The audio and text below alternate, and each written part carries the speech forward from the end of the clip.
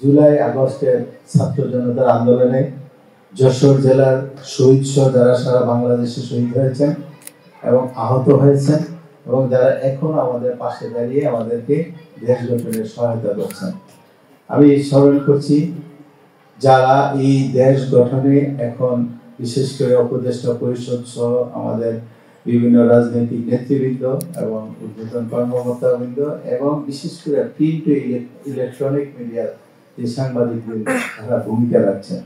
সমস্ত খাল বিলের পানি গিয়ে নদীতে মিশবে, নদীর পানি গিয়ে সমুদ্রে যাবে, এই তো এটাই তো সঠিক একটা জিনিস। কিন্তু ওই বিল ডাকাতে গিয়ে দেখলাম যে নদীর লেভেলটা উপরে আর খালের লেভেল নিচে। প্রতি বছর এখানে অনেক টাকা বরাদ্দ হতো এই নদী খননের জন্য। চাষাবাদে বিঘ্ন ঘটছে এবং সবাই হাহাকার করতেছিল যে এই পানিগুলো জলাবদ্ধতা দূর করেন।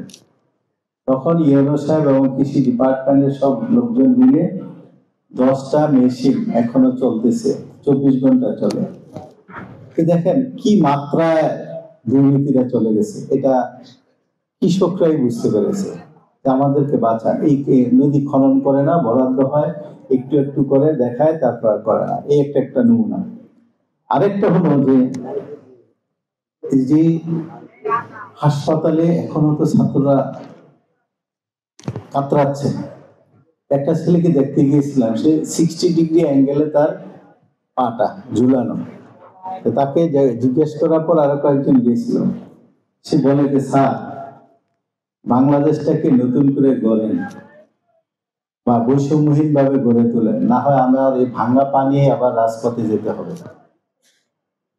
চিন্তা করছেন যে ছেলেটা তার একদম উজ্জ্বল ভবিষ্যৎ, তার পা হারাতে বসেছে, তবুও সে দেশে চিন্তা করে। আপনারা জানেন আমাদের প্রায় 60% লোকজনই বিদেশে চাকরি বাকরি করে। একটা গ্রামে দেখবেন এক ভদ্রমহিলা হাজব্যান্ড বিদেশে থাকে, টাকা পয়সা পাঠায়, একজন রাজনৈতিক নেতার কুদৃষ্টিতে পড়েছে মহিলা, তার সামহাও তাকে যেভাবে হোক তার সাথে একটা ব্যাড রিলেশন হয়েছে। তখন মেয়েটা বললো যে জোর জবরদস্তি, মেয়েটা বলছে যে আমার যদি বিচারটা না করেন তাহলে আমি সুইসাইড করব, আর বিচার করলে আমি সমাজে আমি দাঁড়াতে পারবো মুখ উঁচু করে, আর যদি না করেন আমি সুইসাইড করবো। গ্রামে সালিশ বসলো, সালিশ বসার পরে সলিউশনটা হলো যে মেয়ে সম্মতিতে এই ঘটনা ঘটছে। তো দেখেন আমাদের বিবেকটা কোথায় গেছে, যেখানে একটা মেয়ে বলে যে আমার যদি বিচার না হয় তাহলে আমি সুইসাইড করব, ওই মেয়ে কি সম্মতিতে কিছু করেছে? এই বিবেক বুদ্ধিগুলি আমাদের ছিল না। আমাদের সমাজ ব্যবস্থা কোথায় যাচ্ছিল, মানুষ সব জায়গায় নিরাপত্তাহীনতা হচ্ছিল। এই তরুণরা কেন এই ভাবনাগুলি দিচ্ছে? তারা এই এক্সপিরিয়েন্স গুলি দেখেছে। তারা যারা পড়াশোনা করে তাদেরকে বলা হয়তো পড়াশোনা করে কি হবে, বা এসে অনেক কিছু বলা হতো, কিন্তু এখন তো এই সময়টা নাই। আমি যদি শিক্ষা ব্যবস্থায় দুর্নীতি করি তো এটা 100 বছরেও পোষানো সম্ভব না। অন্যান্য ক্ষেত্রে দুর্নীতি করলে হয়তো যে কোনো ভাবে এগুলি পোষানো যায়, কিন্তু শিক্ষা ক্ষেত্রে যদি দুর্নীতি হয়, দুর্নীতি কেমন? আপনার এমনও হয়েছে যে একটা জেলায় প্রাইমারি স্কুলে নিয়োগ হবে 50 জন, আর ভাইভা দিছে 200 জন। আল্লাহর রহমতে 200 জনকে আশ্বাস দিয়েছি ইন টাইম বা যেভাবে হোক, কিন্তু পরবর্তীতে যেই 50 জন হয়েছে তো যে তোমার জন্য তাই বলছিলাম, না হলে আমি কি করবো, ডিসি সাহেব শোনে নাই।